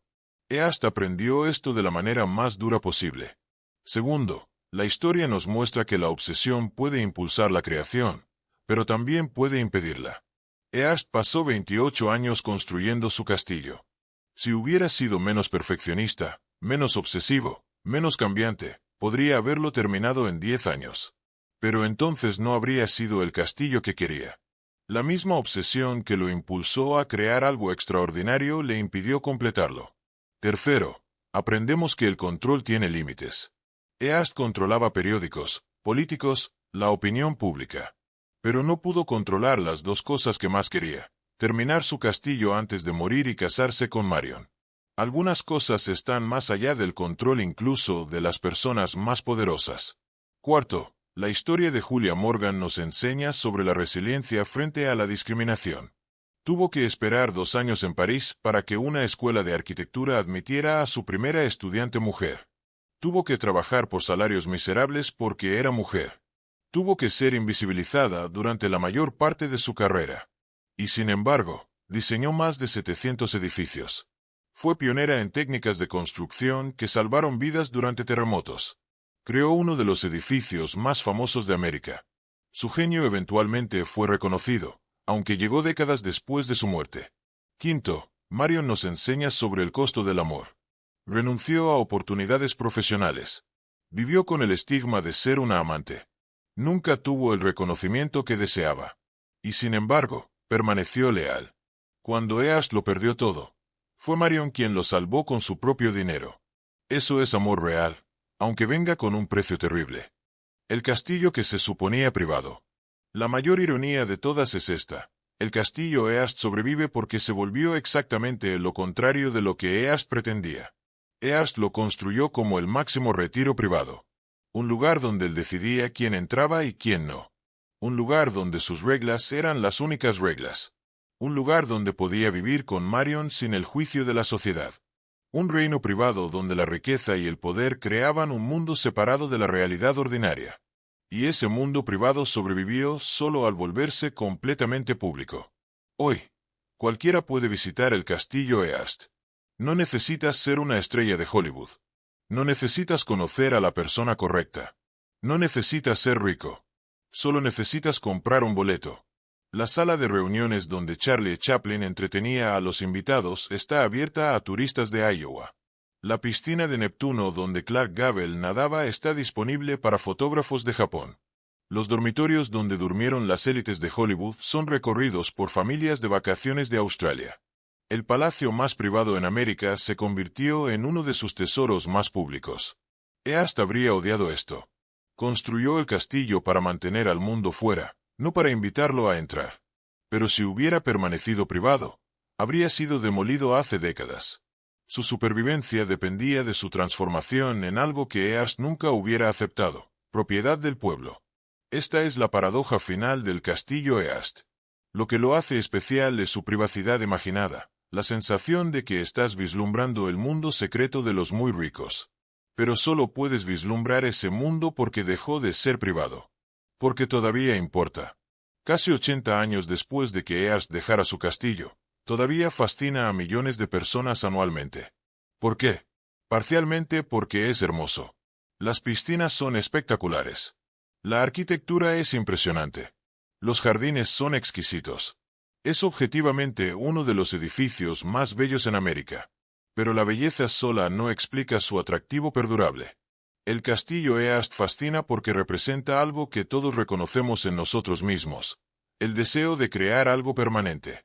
El deseo de dejar una marca que dure más allá de nuestra vida. El deseo de construir algo tan especial que la gente todavía esté hablando de ello un siglo después. Earst tuvo éxito en eso, aunque de maneras que nunca pretendió. Quería que el castillo fuera su monumento privado. Se convirtió en un monumento público. Quería que probara su superioridad. Prueba la locura del exceso ilimitado. Quería que demostrara que la riqueza sola podía comprar inmortalidad. Demuestra que solo el propósito público proporciona preservación duradera. El castillo también importa porque nos recuerda que incluso las personas más poderosas enfrentan límites. Earst podía comprar periódicos, influenciar elecciones, dar forma a la opinión pública. Pero no pudo terminar su castillo. No pudo casarse con Marion. No pudo evitar la ruina financiera. No pudo hacer que el tiempo se ralentizara. Poder tiene límites. Riqueza tiene límites. Vida tiene límites. El castillo Earst es un recordatorio hermoso, trágico y finalmente esperanzador de esos límites. Lo que podemos aprender hoy. Las lecciones del castillo Earst siguen siendo relevantes hoy, tal vez más que nunca. Vivimos en una era de riqueza sin precedentes. Billonarios construyen cohetes privados al espacio. Compran islas enteras. Construyen yates del tamaño de pequeñas ciudades. La acumulación de riqueza ha alcanzado niveles que habrían asombrado incluso a Earst. Pero la historia de Earst nos advierte sobre los peligros del exceso sin propósito. Gastó una fortuna construyendo un castillo que nunca terminó. Coleccionó arte tan rápidamente que nunca lo desempacó. Construyó un imperio mediático que colapsó bajo su propio peso. No fue la ambición lo que lo destruyó. Fue la incapacidad de reconocer cuando suficiente era suficiente. Esta es una lección que cada generación necesita reaprender. La acumulación por el bien de la acumulación es vacía. La construcción sin propósito es desperdicio. El poder sin límites se autodestruye. El castillo Earst también nos enseña sobre el valor de la colaboración. Earst proporcionó la visión y el dinero. Julia Morgan proporcionó el genio técnico y la paciencia infinita. Marion proporcionó el corazón que convirtió el castillo en un hogar. Ninguno de ellos solo podría haber creado lo que crearon juntos. Los grandes logros requieren colaboración. Requieren que las personas con diferentes talentos trabajen hacia objetivos compartidos. Requieren respeto mutuo incluso cuando surgen desacuerdos. Y finalmente, el castillo nos enseña que los legados toman formas inesperadas. Earst quería ser recordado como un titán de los medios. En cambio, es más famoso por su castillo inacabado. Julia Morgan quería simplemente hacer buen trabajo. Se convirtió en un ícono para las mujeres en la arquitectura. Marion quería ser una actriz respetada. Se volvió famosa por amar a un hombre que no pudo casarse con ella. No controlamos cómo nos recuerda la historia. Solo controlamos lo que construimos mientras estamos aquí. El final que nunca llegó. El castillo Earst nunca se terminó. Probablemente nunca lo habría sido, incluso si Earst hubiera vivido otros 20 años. Su visión seguía evolucionando. Siempre habría otra habitación que construir, otra piscina que ampliar, otra adquisición de arte que acomodar. La incompletitud es parte de lo que hace especial al castillo. Es un sueño congelado a mitad de la creación. Una ambición capturada en el momento en que la realidad finalmente impuso límites. Cuando visitas el castillo Earst hoy, ves exactamente lo que Earst vio cuando se fue en mayo de 1947. Las habitaciones sin terminar permanecen sin terminar. Los proyectos abandonados permanecen abandonados. El castillo es un monumento no solo a lo que Earst logró, sino a lo que no pudo. Y tal vez eso lo hace más honesto. La vida misma es un proyecto sin terminar. Todos tenemos sueños que nunca realizamos por completo. Todos tenemos ambiciones que superan nuestros recursos. Todos dejamos cosas sin terminar. El castillo Earst no pretende ser perfecto. Pretende ser real. Una representación honesta de una vida dedicada a perseguir una visión imposible.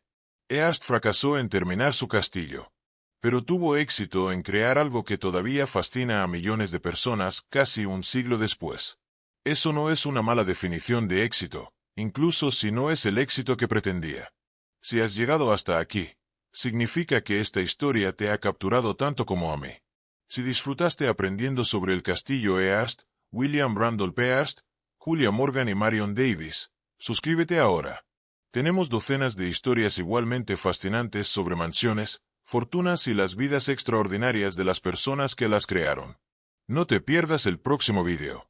Epílogo: las 3 vidas que construyeron un sueño. William Randolph Hearst murió en 1951.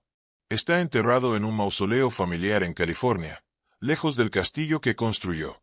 Su imperio mediático sobrevivió, transformado en la Hearst Corporation moderna. Sus periódicos en su mayoría desaparecieron, pero sus revistas perduran. Cosmopolitan, Harper's Bazaar, Esquire todavía llevan su nombre. Pero cuando la gente recuerda a Hearst hoy, no piensan en sus periódicos. Piensan en su castillo. El edificio sin terminar en una colina de California se convirtió en su legado duradero, no los millones de palabras impresas en sus publicaciones. Marion Davies murió en 1961, 10 años después de Hearst. Está enterrada en Hollywood Forever Cemetery, un lugar apropiado para una actriz que nunca escapó completamente del mundo del cine. Su tumba tiene forma de pequeño templo griego, un eco modesto de la grandeza que compartió con Hearst. En décadas recientes, los historiadores del cine han trabajado para restaurar su reputación. Reúnen evidencia de que era más talentosa de lo que Ciudadano Kane sugería. Muestran que su carrera fue saboteada por el control de Hearst, no por su propia falta de habilidad. Gradualmente, el registro histórico está siendo corregido. Pero para millones de personas, Marion Davies siempre será Susan Alexander Kane, la amante sin talento en la obra maestra de Orson Welles. Las mentiras cinematográficas a veces superan la verdad histórica. Julia Morgan murió en 1957, 6 años después de cerrar su práctica arquitectónica.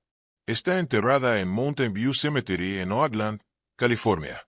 Su tumba es modesta, como fue su vida. No buscaba atención. Solo quería hacer buen trabajo. Durante décadas después de su muerte, Morgan fue olvidada. Sus edificios permanecieron, pero su nombre se desvaneció. Luego, lentamente, los historiadores comenzaron a reconstruir su legado. Descubrieron los más de 700 edificios que diseñó. Documentaron sus innovaciones en concreto reforzado. Rastrearon su influencia en generaciones de arquitectos que siguieron. En 2014, Julia Morgan finalmente recibió el reconocimiento que mereció durante su vida. El Instituto Americano de Arquitectos le otorgó su medalla de oro, la primera mujer en recibir el honor. El premio llegó 57 años después de su muerte, pero llegó. Hoy, el nombre de Julia Morgan es pronunciado junto a Frank Lloyd Wright, Louis Sullivan y otros gigantes de la arquitectura estadounidense. Tomó medio siglo, pero finalmente recibió su lugar.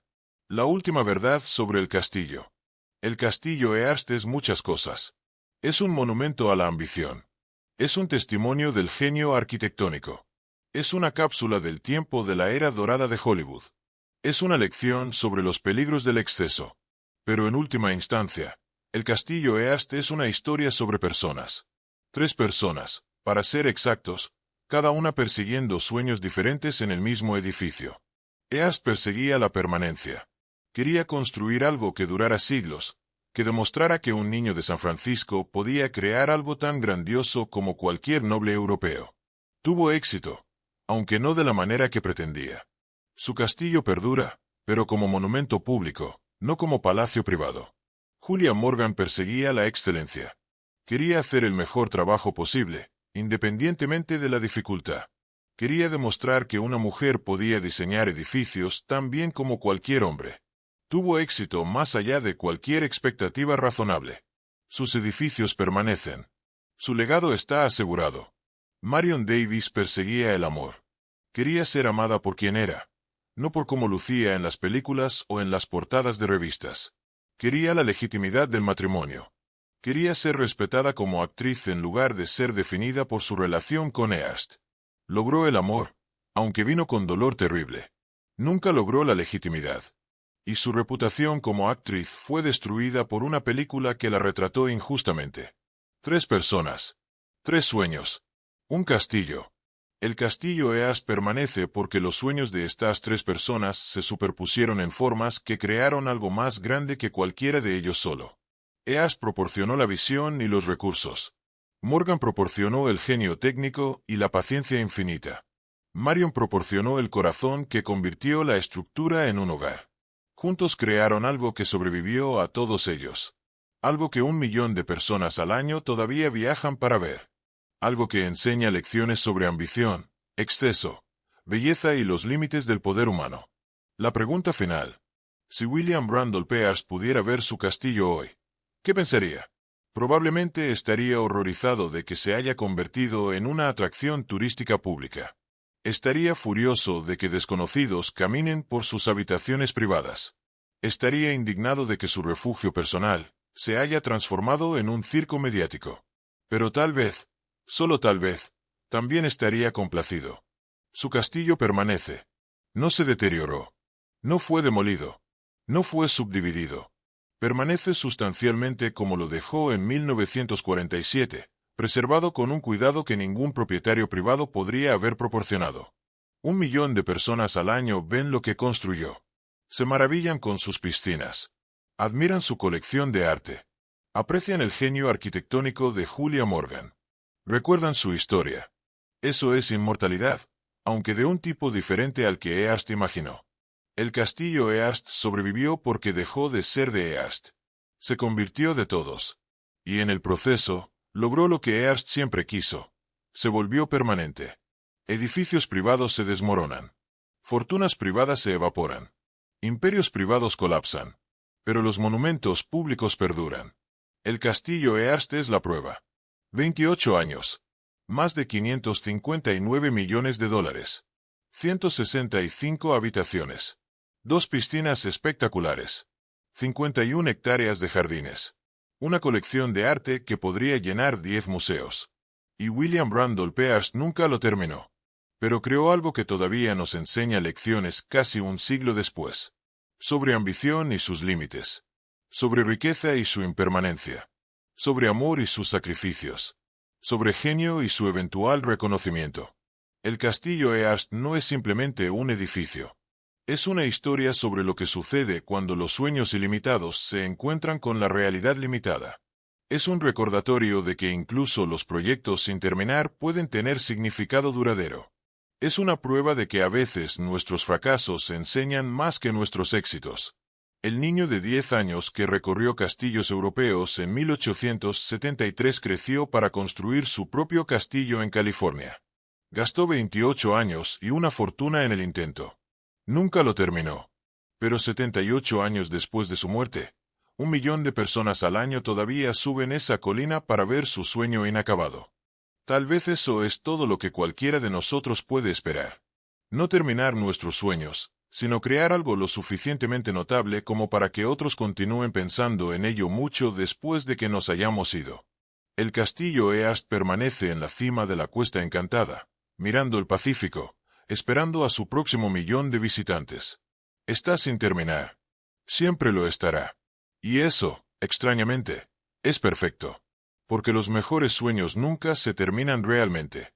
Simplemente se transforman en algo diferente de lo que pretendíamos. Algo mejor, tal vez. O al menos algo más honesto sobre los límites humanos y las ambiciones ilimitadas. El castillo Hearst no es el monumento a la grandeza que William Randolph Hearst pretendía. Es algo más interesante. Un monumento a la obsesión humana, la creatividad, el amor, el genio, el exceso y la extraña forma en que nuestros fracasos más grandiosos a veces se convierten en nuestros legados más duraderos. Visita el castillo Hearst si alguna vez puedes. Camina por esas habitaciones. Nada en esas piscinas. Bueno, no realmente, pero imagina que lo haces. Mira esas vistas. Y recuerda las 3 personas que lo hicieron posible. El hombre que soñó demasiado grande. La mujer que amó demasiado profundamente. Y la arquitecta que construyó demasiado bellamente. Sus historias terminaron. Pero su castillo perdura. Y esa es la verdadera magia del castillo Hearst. Fin. Gracias por ver este vídeo hasta el final. Si disfrutaste esta historia sobre el castillo Hearst, por favor dale like y suscríbete para más contenido sobre las vidas fascinantes de los ricos, sus mansiones increíbles y los secretos que estas paredes antiguas todavía guardan. Nos vemos en el próximo vídeo, donde exploraremos otra historia extraordinaria que el tiempo casi olvidó.